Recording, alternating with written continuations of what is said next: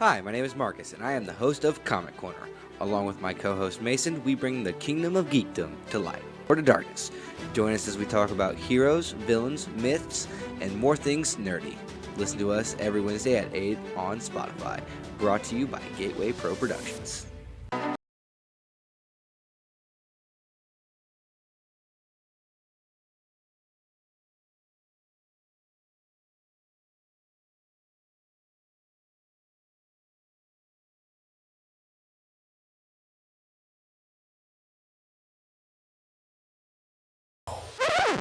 Whoa. Wrong ad. Let's try that again. Hey guys, my name is Joe, and I'm the host of the Joe Show podcast. On my show, we talk about anything and everything except politics. You will never know what we'll be talking about on our show, so you should definitely tune in. Join my boy Marcus and my brother Mason as we talk about food, superheroes, and those are just some of our simple topics. Sometimes we can get a little complex and talk about the difference between wisdom and knowledge. You never know what we're going to be talking about on the Joe Show. Even though we have a plethora of topics to talk about, our goal is to entertain you, the listener.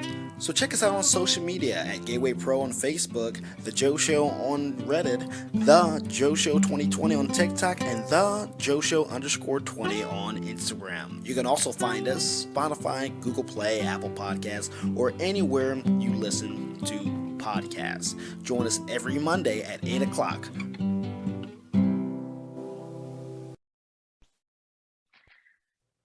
A young girl goes missing while sunbathing on a beach in Kentucky. She is never seen or heard from again. Over 25 years later, the list of possible suspects just keeps on growing. What really happened that day, and where is Heather Teague?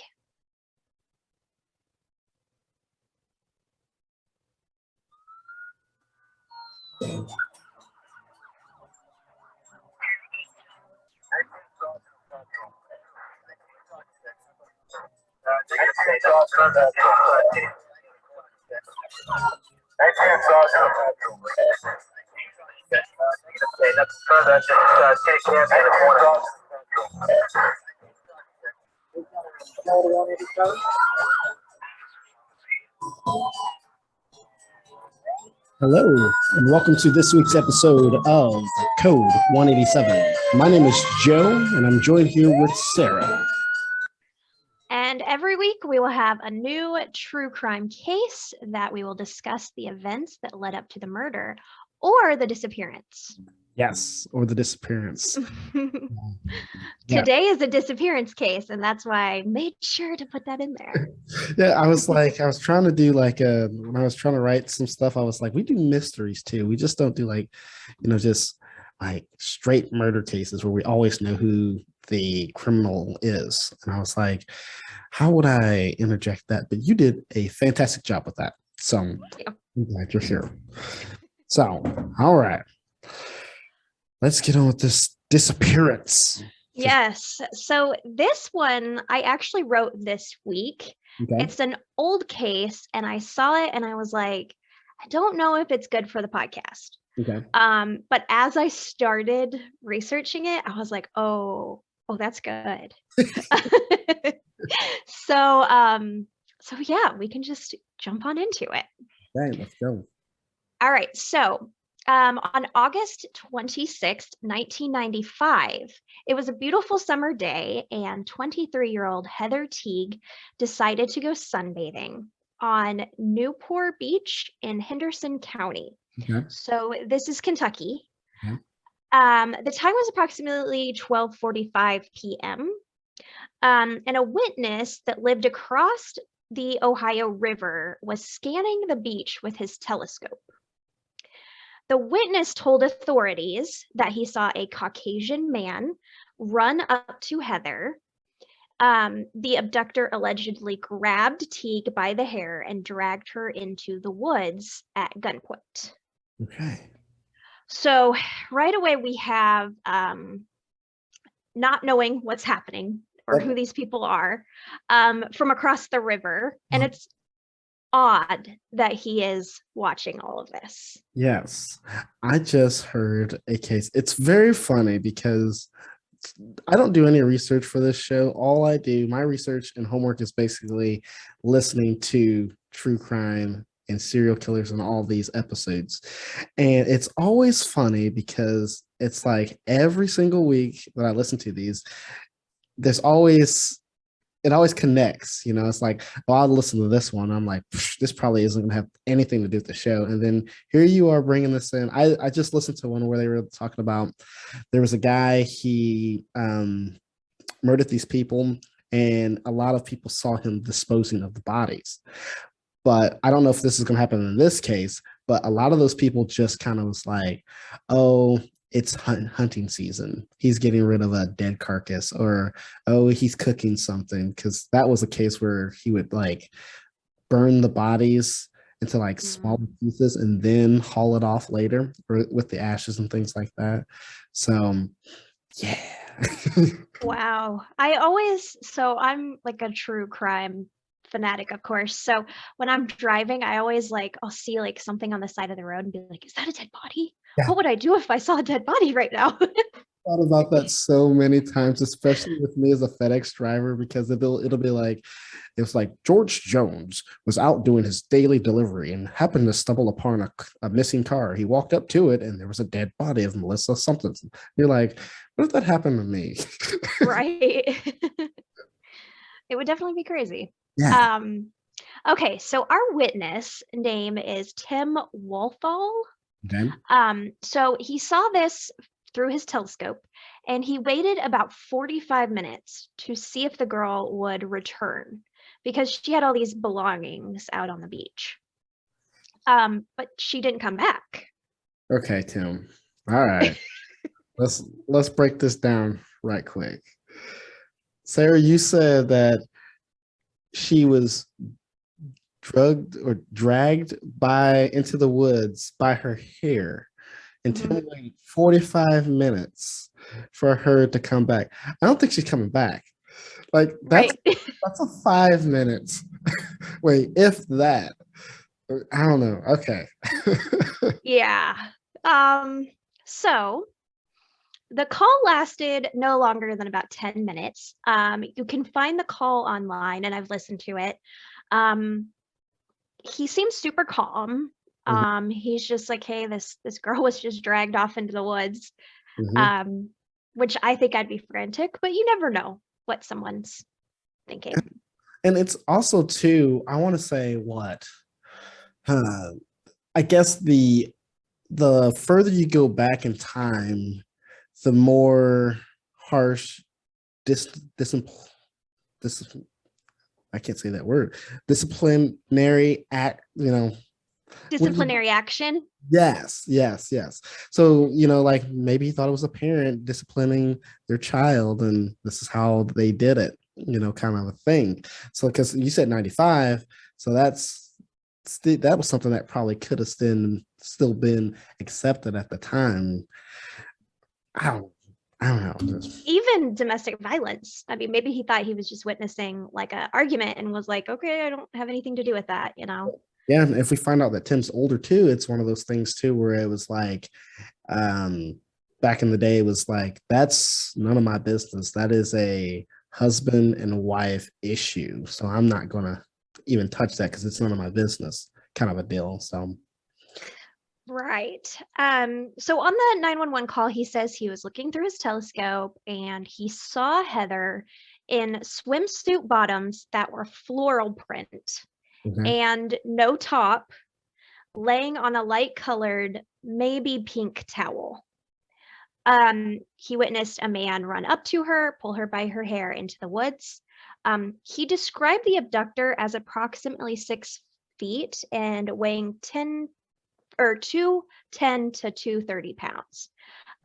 He had brown hair and a big bushy brown beard. He was wearing jeans and did not have a shirt on. He was also reported to be wearing a wig, maybe, and a mosquito net at the time he abducted Heather. So this guy's super detailed. Which is okay. So I don't mean to distract from the murder, or I mean not the murder, but the disappearance. But Tim was watching. He's a peeping Tom. Yeah. He has been, yeah, all kinds of bad things with him there because he says it's completely innocent. He claims he was not watching her, but he's seeing a girl on the beach with her top off, and he knows every detail of her bathing suit, her towel. I mean, he wasn't just looking and looking away. Yeah, because I thought if it was just because basically this is how I pictured him. I pictured him sitting out like in his house, a window's open, and he's got this telescope or binoculars looking out.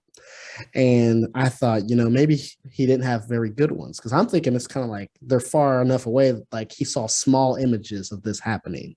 But I was talking about he knows the height, he knows this and that. And I'm like, dude had a nice telescope or binoculars. So he was watching this, and as she was giving details, I was like, hold on a second. Sorry, Tim, but it's very pervy. Yes. And it's also like, did he do this on a regular basis? During the summer? Was he just pinned up there watching to see if there was girls or if, whatever, walking around? Dirty old man. Actually, I don't even know how old he is. Everything that I've heard, it sounds like he is an older man. I don't know if he's painted that way because of the media kind of being like, ew. So I don't know his exact age, but I think no matter what it is, like he just knew way too much about this girl. Yeah, especially, I mean, come on now. If you were just looking at something else, you wouldn't be able to know specifically what she was wearing. The guy, I can understand the guy because he's doing this action to her, but to vividly remember, like I can look at somebody, I could look at somebody and I couldn't tell you what they were wearing. But then when something bad's happening, like if I would have saw, well, maybe he saw that afterwards. I don't know, but just from his description, it sounds like he was doing something before the disappearance. I would keep wanting to call it murder because that's what we talk about on the show. But right. Disappearance in this show. Yeah. Okay. So authorities searched this beach area later in the day and discovered part of Heather's bathing suit. So he was right to a T what her bathing suit looked like. In additional evidence, they also located, it was that bathing suit. They located the bathing suit. So she was never heard from again. This case is still unsolved. In 2021, some mushroom hunters, which we've talked about before, they discovered some bones near the Ohio River, and it turned out not to be her. Which I did digging. I don't know what these bones were. I don't know if they were animal. I mean, I'm assuming since there wasn't much else to it. That's what I was going to say. If they didn't do too much investigating on it, they might have not thought anything about it. But then also, well, maybe I'll bring that up later. I'll write that down and maybe bring it up later. Okay, so it's really sad, but Heather's mom, Sarah, is the main one leading the quote-unquote investigation. She lists her phone number and her email in every resource I saw. And she's the one that's like, if you know anything, if you've seen anything, contact me. The police didn't, which was kind of an odd thing. I mean, they did an investigation, but they had no leads. And back in 95, I mean, we didn't have any like fingerprint or trace evidence type thing. So there wasn't much they could do. Yep. And that's one of the sad cases about just one of the sad cases because the police, they, and a lot of them, I couldn't imagine even being a police officer because you go to this thing, you're like, all we have is for bathing suit. We have nothing else. hey, Bill, we're gonna getting ready to lock this case up real quick because we don't have anything. We're not gonna go anywhere. So, man, I think that's crazy. I'd be so unsatisfied as a detective if I stumbled upon this case. I think Right. we're like Holmes, just studying, trying to figure this out. Yep. So that's it. That's all we know. Goodbye. See you later. I'm just kidding. I was gonna say, it's like this is a short episode. Yeah. So that's all we know about the incident. Okay. But there is like numerous people that could have done this, and all of them fit. Not one of them I read and was like, oh, it's not him. Okay. So let's get into that. Because like I said, I saw this case and I was like, it's too short. Like, I can't do it. And then I started reading it and I was like, oh, there's a lot of suspects. So, okay, I'm not going to ask any questions because I'm kind of excited. So, all right. Okay, I'm just going to listen and react. Okay, so there are 3 main suspects. Okay. And it gets a little odd. So first we have the witness of this, Tim Worthall. Yes. He was the witness and the 911 caller. And it was very convenient for him to be looking right as this incident happened. So people really dragged him through the mud a lot because they were like, first of all, he's creepy, like we were talking about earlier. It's very convenient. He waited 45 minutes, which you pointed out, which is odd. And people think maybe he waited to call the cops. Yes. Yeah. And it could be one of those things too, just speculating, like we said, Tim could be the person because he's not very far off. You just depending on how strong his binoculars or telescope was. I mean, you can see pretty far, but it's pretty good. You can still probably do like a walking distance or a driving distance. So he could probably, could have fabricated this whole thing, and then she could be in his basement or something like that, and then come up with this story because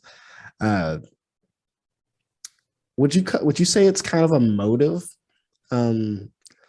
that he was peeping on her and then he got a little overwhelmed? It was just not enough to look at her now this time, and right. It's just he had to act, because that is one of those things that what is it? It's like being impulsive with murderers. That's one of those things. He could be this nice guy, well, kind of nice guy who just never had any thought like this, and then now that the opportunity arose, he could have done that. So that's what I think with Tim. But yeah. So sexual motivated crimes, as you were saying, those are very impulsive. It's one of those things, they see a victim and they have to have it. People wondered if he didn't wait to call the cops because he was embarrassed, and trying to think of a way to explain why he was looking at this girl. Because let's say he is like just dirty old man looking at this girl, and then he witnesses this and he's like, I have to say something, but yet I'm gonna look really bad, and then chose to go ahead and report it. So I don't know, that's just a weird thing. Yes, it is. We're glad you witnessed it, but we're not glad with how you came about that. Right. I've seen a lot of people talk online, and I kind of feel this way as well. It's like, you reported it, but you're still not a good guy. Yeah. What's that? He's an anti-hero, He's... Right. Or is it Annie? I don't know. Okay. Yeah, so he stated that there was other people way at the opposite end of the beach that he saw as well. But no one's ever named them. No one's ever came forward. He just said there was, which he could make up that detail, yes, to make it look like, oh, I was just looking at everybody, or, there was people there, so they didn't see me, Damn. to kind of cover his tracks. Shoot, I don't know, Tim. He's still my number one suspect. Shoot. Well, there's a little bit more about him. So he also has a boat that takes him across the river. Okay.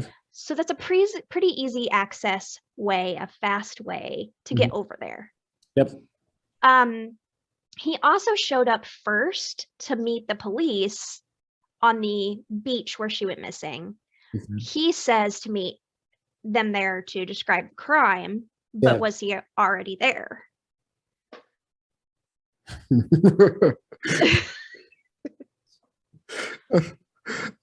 It's just blowing my mind because it's just stuff we, like, what is it?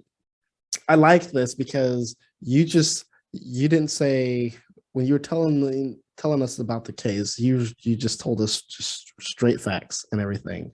And now we're here just speculating. And I love how we're just adding on top of it. Because I didn't even think about that. Like, he goes in, he kidnaps her, maybe kills her, and then maybe, I mean, he lives around that neighborhood, so he probably knows how long it takes for the police to get there. And then he just walks out, and nobody's the wiser. Like, oh my gosh, I didn't even think about that.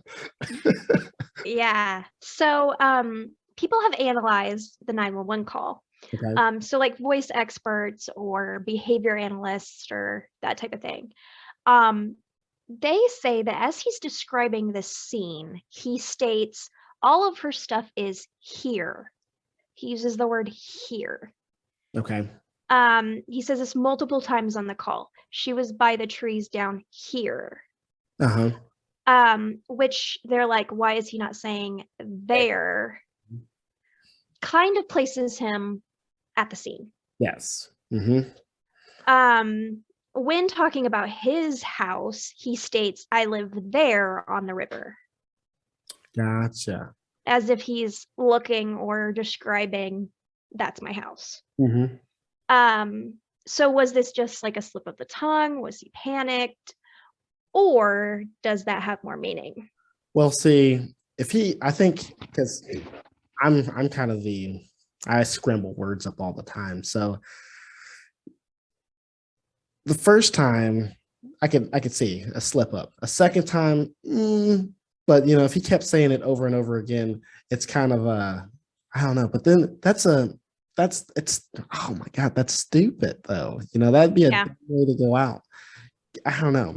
Because I mean, on this show, what I try to be like, what do I'm trying to say? I think I think if you're going to be a serial killer, you need to kind of plan it out, and I think that if you do this big, like we said, we need to plan it out. And I think it's crazy that's going to slip you up. That'll be that one thing that gets you is you didn't know English the right way. But we did say it might have been impulsive earlier. So, man.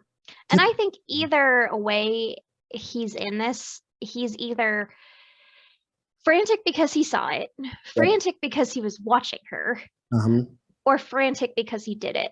Yes. So, I mean, voice experts say that when you're on a 911 call, you're just saying what's the first thing to your mind. You're actually describing what's happening and not analyzing what you're saying.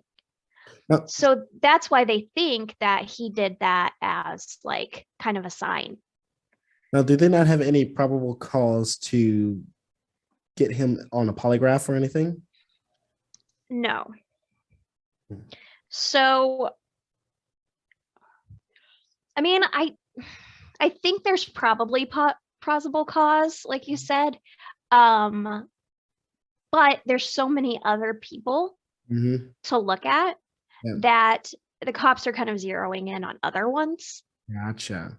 Rather than Tim. If he was just the one and only person, they probably more than likely they would have said, okay, let's just get you on a polygraph just to see what's going on, and then it might be him. Man, because I was just thinking about that. I was like, that would have been the first thing I would have done. Just all these witnesses. Hey, you get one, you get one, you get one, because we're trying to figure this out, as quickly as possible. But I do remember from hearing in cases, they have to have a reason to like a warrant or something, I think. Kind of, yeah. Like they have to have, a judge has to sign off that they can do it. And a polygraph is not admissible in court. Gotcha. So if they do a polygraph and he fails, they still can't use that. They can just investigate further. Gotcha. So like a failed polygraph would let you get like a search warrant. Gotcha. So that's one thing I didn't understand in a lot of these cases is that they would be like, this person went in for a polygraph test and then they failed. And then I'm like, well, why didn't you just take him in? And it's because I guess that's crazy that somebody would fail, but I guess you have to have proof. You have to have, besides that, you have to have proof. Man, that's crazy. Yeah. And they say that polygraphs aren't concrete technology yet. Like they're monitoring your heart rate and kind of how you react. But yet, like there has been people who have failed and not did it. There's been people who've passed and did it. So the court system is like, you can't use that against somebody. Gotcha. You can use it as a clue, but not in court. Gotcha. Yeah. All right. So that one's just out the window. Okay. Now so Tim's still my main suspect. There's still more about Tim. Oh, okay. But go ahead. I was just getting ready to ask, like, are there any people who are up there with Tim? Because as of right now, Tim did it. We don't even need to go to any other suspects right now. Podcast over. Okay, bye. I think all three are like even. Okay. All three of them have definitely reason that they did it. Okay. And evidence that they did it. Okay, so let's finish talking about Tim because we've got a lot more. We are recording back here. Sorry, we had technical difficulties and had to stop and restart again. So, Sarah, can we start back at? Yeah, just start. I don't know where we left off at. It was just getting good, too. I know. All right. So, also, there was the fact that Heather's mom states that the police kept the 911 call from her and the public till March 2008. Okay. She went missing in 1995. So Heather's mom, Sarah, and her lawyer were allowed to listen to a digital copy of the 911 call related to the case at that March 2008. Okay. Then in February 2016, an investigator on the case replayed the 911 call for them. Okay. At this time, both Sarah and her lawyer state that the tapes were different. So why is this? Now that must mean they must have somebody on the inside. And wait, but we didn't say anything. What is Tim's occupation? We don't know yet. Okay. I'm getting to it. Let's see. Okay, so they say that the first 911 call that they heard in 2008 was short. Okay. And did not describe the gunman at all. Okay. The second one, there was a lengthy description, the description that I read to you earlier. Okay. Why was this changed? It could be because they are trying to target who they think is responsible. Okay. So let's say they really thought that it was you. They would go in there and say, okay, Tim, you need to describe Joe and not who you really saw. Mm-hmm. That makes sense.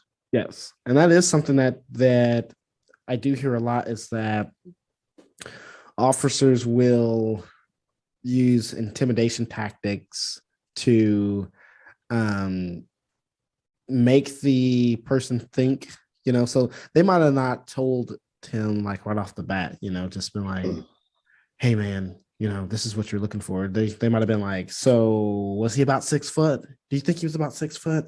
Yeah, okay. Mhm. 6 foot. He had a wig on, stuff like that, So it's crazy some of the stuff you start figuring out about what actually happens behind the scenes. But good Lord.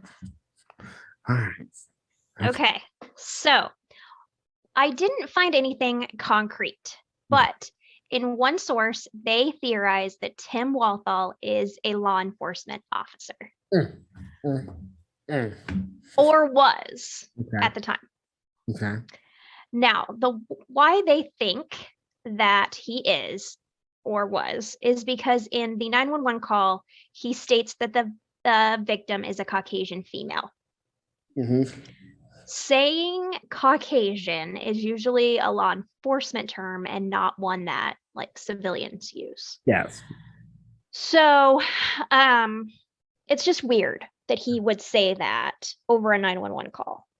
Yeah, because I mean, like even on my podcast, it's one of those things where um if I'm talking about myself, I'll say black. But if I'm talking about like if we do 28 days of Black history, I'm usually saying it was an African American person, because that's kind of I want to say it's kind of like the business official side of it.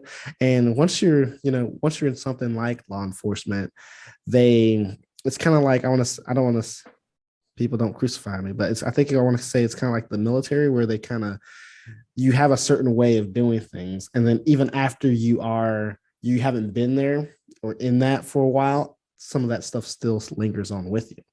So that is a really good suspicion. Like if you would have told me, like if I would have listened to the phone call, I wouldn't even have thought of that. I wouldn't have thought of that at all. Right. And so the 911 call, I didn't write this down because I searched for this guy. I searched for Tim. He's in like a couple articles talking about the case and about how like he's not a pervert. But there's nothing about his job. I searched, tried to find like what was his job at this date. Mm-hmm. Nothing. But the 911 call, the operator says at the end, she's dispatching and she says, we have another incident. Uh-huh. And people are like, what was the first incident? Is there another incident that happened at this location Uh-huh. or at this time? And they act like they're talking as friends Uh-huh. more than a 911 call operator and a person who witnessed a crime, if that makes sense. Mm-hmm. Very casual. Yeah. Yeah. So it's an odd 911 call. Yeah, because I was going to say, I mean, unless it's like a smaller town where everybody knows each other, you're not going to be buddy with the police officers, I don't know. And what was the town again this was in? So this was on Newborough Beach in Newborough Beach in Henderson County, Kentucky. Gotcha. So I mean, I don't even know where that's at. So it might be a smaller town where people do know each other. It could be. Yeah. I saw a picture of the beach. It doesn't look like a Hawaiian beach or anything. It's just like a little spot by the river. Gotcha. Like what we have in the Midwest for sure. Yeah. I know exactly what you're talking about. Yep. Where it's like, oh, it's a beautiful beach, and then the water like is it's murky. Brown. It's not sand, it's dirt. Yeah. Don't get it twisted, people. Right. So this puts Tim having a lot of circumstantial evidence, but nothing like super concrete. Yeah. Nothing to say he did it, nothing to say he didn't do it, really. So what do you think about him before we go on to our next person? There's a lot of evidence put up against him, and it seems like every time, it's like every time we kept naming stuff, I was like, he did it, he did it, he did it, and then it would be like, you know what, maybe he didn't, and then you would say something else, and it just keeps piling up, especially that phone call there. That's super suspicious that they would listen to it in 2008 and it was one way, and then in 2016 it's another way. And Tim has some involvement in it, because there's no other way you're going to get his voice or anything. Yeah. So like I said, my theory with it is if he's involved some way, whether it was the police, coaxing him, feeding him descriptions and things like that, or if he was the actual murderer and, like we said, he was buddy with the police officers and stuff like that. But it's just weird, because like before he's a peeping Tom, I was like, I could probably let him slide. He wasn't the murderer, it's just being gross. And as we just kept talking about it. So I don't know. And now you're gonna tell me about other ones, and now the same thing's gonna happen. Yep. I still have two more that are very good. You're gonna frustrate the heck out of me. Yep. My whole goal in life is to every week just blow people's minds. So People are gonna be like, I love the show so much, and it fills me with emotion. It's like one week I'm happy, the other I'm sad, the other days I'm frustrated trying to figure stuff out. For sure. All right. So our next suspect, his name is Marty. Now, if you research this case, you see him come up a lot. So there's a lot that points to him as well. Okay. The day of the murder, a local farmer, well, I guess disappearance, but yeah, I mean, we think she was murdered. Yeah. A local farmer who was videotaping unrelated crop vandalism in the area caught Heather's car. Okay. And next to it was a red Ford Bronco. Okay. A resident of Henderson County, Kentucky, a man named Marty, Okay. was pulled over during a routine traffic stop following Heather's disappearance. Okay. During that traffic stop, he was in this red Ford Bronco. Okay. Authorities discovered a pair of guns, Okay. a pair of knives, a roll of duct tape, rubber gloves, rope, and a hair resembling Heather's. Gotcha. So that's pretty much a kill kit. Yes. That he's got going on. But I was going to say the first couple of items in there, like the guns and the knives, I'm not for sure, but I think I'm about 99.9% sure that Kentucky is its country, and that all that most of that stuff's legal. Because when you said guns and knives, I was like, that's just something somebody would have in their truck. But then you were like gloves and duct tape, and then the hair. Okay. The hair, though. Now, they didn't have technology to put this hair into DNA. I mean, I don't think so. They didn't, so I assume that they didn't have that possibility. So we don't know if it's hers or not, but it resembled hers. Okay, so they're going just by looks at this. Okay, gotcha. Do we still not have that hair in like evidence or something, or with the way that they treated the 911 call? I would not think anything for certain. Kentucky's finest. What are you guys? So this is okay. I'll come up with that afterwards. But okay, Marty. So we've got all this. So we don't have what I was gonna say. So they didn't have on Tim. We don't have really any physical evidence, so he's not suspicious that way. But on Marty, we have a lot of just suspicious things, especially with the duct tape and the gloves and things like that. Now there's some more, so don't get ahead of yourself yet. Yeah. Okay, because I was hearing her say, so what else about Marty? Okay, so the truck also had bloodstains inside the tailgate. Again, they did not check this. It could be animal. We don't know. To make his possible involvement even more, the composite sketch made of Heather's abductor strongly resembled him. It looks pretty much exactly like him. But that's from Tim's eyewitness account. So in August of 1995, investigators received multiple tips connecting Marty to Heather's disappearance. Following up on the tips, investigators arrived at his home for questioning. Okay. Upon arriving, Marty promptly committed suicide by shooting himself in the head before authorities could enter the residence. Gotcha. Now, Marty has a big bushy beard and long hair. So that's what we have on Marty, which he seems guilty. The fact that they came to question him and he was like, I gotta go, it's not looking great for him.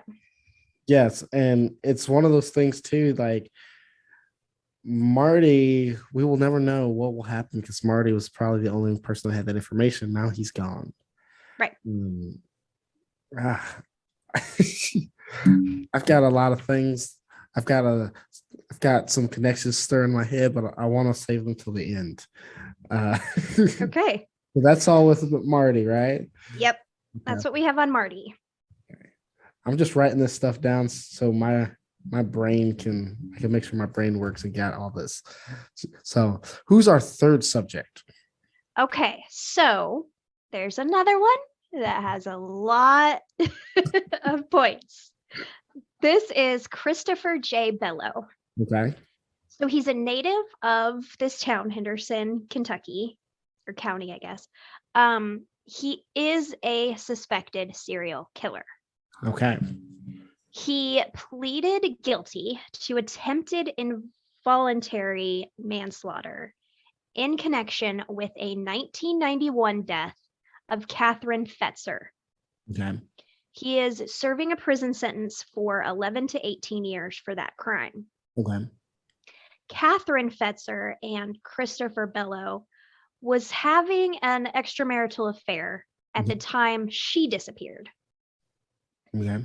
He later confessed to shooting her with a caliber pistol in his apartment. He said he disposed of her remains in a trash bin. Investigators believe he killed her because she wanted to end the relationship. Okay. However, her body has never been found. So it's kind of like a no body case. Like that's why it was so low of a sentence, is because they couldn't technically prove he did it, but he confessed. Gotcha. So he is also suspected of killing Mary Kushto, Shailene Farrell, and Christina Porco. All of these women mysteriously disappeared. Now, investigators believe Bello may have attacked other women who physically resembled Fetzer. Gotcha. So this girlfriend, person he was having an affair with, had like long brown hair, and this was what all of these women had in common. Looking all of their disappearances up, they look similar. Gotcha. And so people were saying like, he hates this woman so bad that he kind of gets triggered. Gotcha. By that. All of the women were petite in stature too. So he is known to be in the area where she was abducted. Okay. Where Teague was abducted. And on the same day that Marty committed suicide, Christopher Bello left Kentucky completely. Gotcha.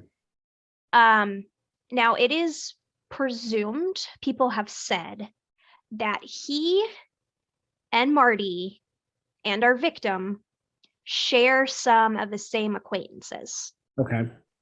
but it is unknown what that means or if they knew each other. Gotcha. So they kind of ran in the same circles. Gotcha. Oh, that would suck. It's kind of like, Facebook, where it'd be like, I know this person who knows this, but I don't have any association with them. Mhm.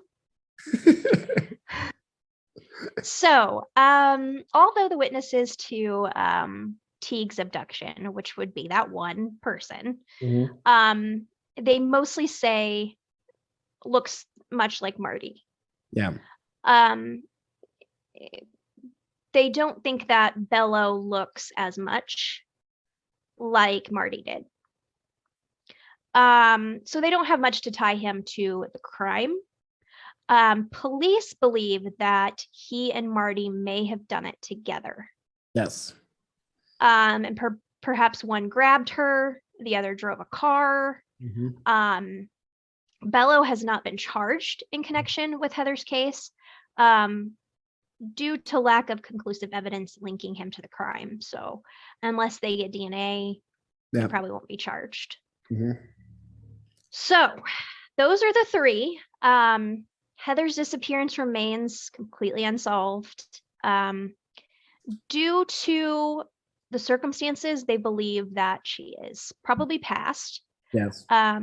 If she was alive, she would be 46 years old. Mhm. So what person do you believe is responsible? Or do you think it's someone else entirely? Well, it could be. So I'll say there's like a fourth suspect where it's just somebody random. Mhm. Christopher, he might have been in the area and he might have been a serial killer. But I mean, I think this guy, he's confessed to a lot of murders, right? So I mean, I think he would, if he's already going to jail, he probably would have confessed about this, because what's he going to do is just going to add time to that he's already spending. Well, he's only been charged with one. Okay. And so people are like, maybe he's not confessing because it will put more time on him. Yes. Because he'll get out eventually, pretty soon, probably. Jesus, that's Yeah. really scary. Or may have already gotten out. I don't know when he confessed to that crime. I wish I would have written that down, but I didn't. Yeah, so I mean, I don't want to say he's not very likely because actually he might be because like we said earlier, serial killers are very spontaneous, and like you were saying about Christopher, she resembled a lot of the ladies that he attacked, so it could have been one of those things he saw her and then immediately did that. I was even kind of speculating that it could have been both Marty and Tim. Like Marty was the muscle and Tim was kind of the lookout. But then I was thinking to myself, usually when you have something like that, you have something to gain from it, whether it's, money or inheritance or something. And we really haven't figured out anything like that. But if it was a sexually motivated crime, two people, that could be a motive, but like odds are it's only one person who's gonna take somebody for a sex crime. Yes. If that makes sense. Yes. Mm-hmm. Unless you're weird. Unless you're weird. Serial killers.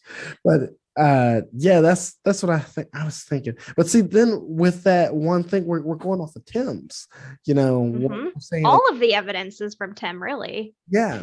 And that's what because as we're talking about this, I'm thinking one guy pulled her into the woods.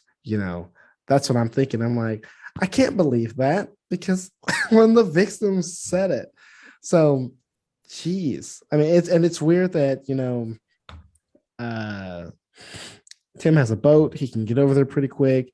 It's weird that Marty has a truck with all these things in it. And then the police come to his door, he commits suicide. And then I don't know. I think the Christopher one's kind of shaky. That one's shaky to me just because I'm like, these other two just like, I was like, they did it. And then he was like, well, he is a serial killer, and the police could be like, let's just pawn it off on him. But yeah, you've got me confused because I was for sure it was Tim. And then you started talking about Marty, and then I was for sure it was Marty. And then he killed himself. Um, so I don't know. I mean, heck, with Christopher, if he's out or getting out, he might confess to some other stuff. You never know, because that's something that happens too. Like, a serial killer will get out, but then they'll do a worse crime. And then in order to try to get, a pardon or something, they'll write a book or have somebody write a book about their lives. And then next thing you know, this particular story might come up. But Right. yeah, I was thinking it could have been a couple of them or all three of them, but there's really no motive for that. The only theory that I came up with that was different than what you had was, if Christopher and Marty did this together, Mm-hmm. then does that mean that they did all these other disappearances of these women together? Mm-hmm. If they did, could it have been a sex trafficking issue? Yes. Mm-hmm. And they're taking these girls for someone else? Maybe Mm-hmm. the first man, what was his name, Tim, Yep. Mm-hmm. is part of the police, but he's also involved in this sex trafficking scheme. Mm-hmm. I mean, that's just unlikely. Yeah. But everything in this case is unlikely. Can we talk about people that were just around, like the farmer who was videotaping his farm and then just happened to get Marty's car? What was up with that day? I don't know what was going on with that day. So this is weird because I'm like, nobody had to have been around because this girl was naked. Yep. So she didn't have the top on, and then they found her bottoms. So are they seeing this naked girl with these men being carried away and not saying anything? Mm-hmm. It's just it's weird that no one caught anything. Yeah. I mean, man, if you're Tim, like, she had to be struggling too. Like, if I'm still going off of Tim's, but if a man walks up, grabs a woman by the hair, she's got to be struggling, and he's pulling her into the woods. You should have called immediately. Mm-hmm. I mean, yeah, you should have called immediately. I don't know. It's just a whole weird thing. And then he could have came out of the woods. Tim himself could have came out of the woods because he could have did it. But Marty is super suspicious with the suicide. Like, unless Marty was involved with other crimes in his past and they finally caught up to him or something. But I wish we really knew, like, if all three of them were connected.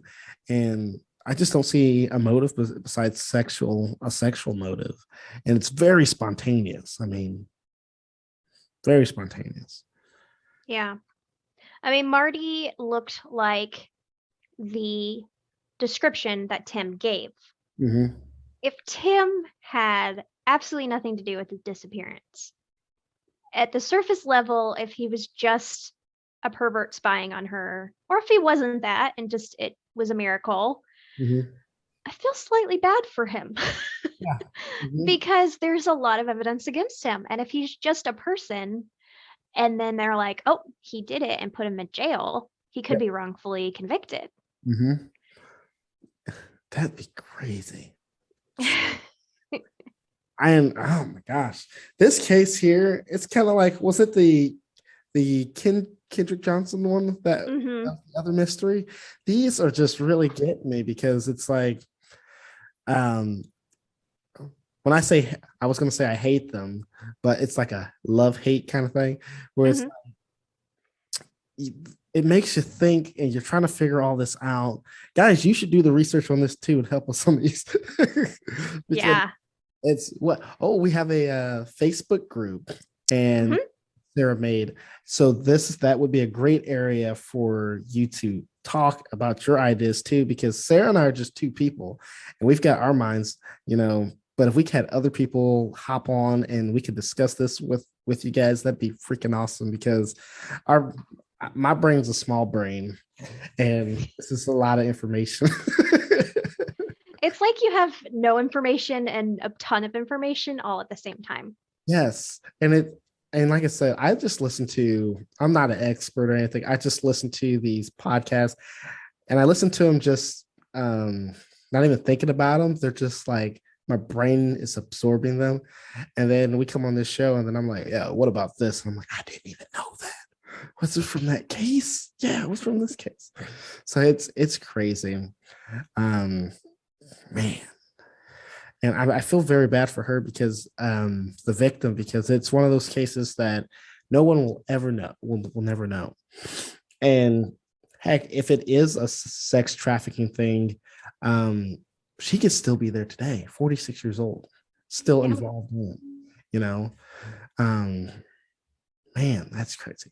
I didn't even think about Tim being involved with it if it's sex trafficking, because he's like dirty cop. But Yeah. yeah. I mean, he was a dirty man, so dirty man, dirty cop. Yeah. Oh my gosh.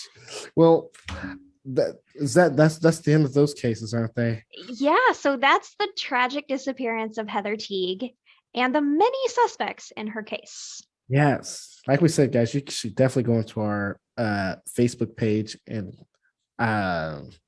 maybe we'll post a question like, what do you think about this certain case? And then you leave comments and things like that, and we'll discuss, because we love this stuff here. But I forget. You're just baffled, aren't you? Can't even. I'm at the same time, I'm like, you need to end the show, but at the same time, you're like, I want to sit here and figure this out. Yeah, we're kind of ending on a not knowing anything. Yes. I will say I did get a lot of stuff from findheatherteague.com. I think her mom runs that. When this episode comes out, I will post the YouTube link to the 911 call. Okay. On the discussion group. That way you guys can listen to it too for yourself, and pick out different things and see what you think. We are also across pretty much every social media. So that group is Code 187 discussion group, I think is what it's called. Gotcha. There's also Code 187 Instagram. I post pictures there. Mhm. There's Facebook that just is all the videos and the posts and stuff that we do. And then there's Twitter and TikTok. You forgot one, didn't you? I always forget YouTube. Yeah. I should say it first. It just doesn't come up. Hey, it'll be just like my show. Pretty soon you'll get it to a point where it's just the same thing whatever. But yeah, we do videos of these. So like, if you're listening if you're listening to us on Spotify, you guys should go check us out with our videos, because I do all the audio, which is fairly easy, but Sarah does all the hard work with video. So go check those videos out and share with your friends, and give just check us out there. And you get to see all of his reactions to things when I stump him too. So that's fun. Yeah, it's very stupid. It's okay. It's okay. It's one of the reasons why I'm on here. I like giving my reactions to it and just like, what in the world's going on? Yep. Well, guys, I'm Joe, and I don't know, man. I gotta figure out an ending for this. I'm so sorry, guys. You know what, Sarah? You can say your name, and then I'll say my name, and then I'll end it. Okay. Well, thank you for listening. My name is Sarah, and this is Code 187. Yep. Hi guys, I just wanted to say I hope you enjoyed this video. If you like any of the content for Code 187, please click that subscribe button, that like button, that share button. Help us out, help us grow. You can find us on your favorite podcast platforms. Yeah, check us out on there. Give us some ratings. Tell us what you think. We're also across every social media on Code 187. So we're on TikTok, Instagram, Twitter, Facebook. I think that's it. And of course YouTube. So please subscribe if you like our content and spread the word. We'll see you guys next time. Bye.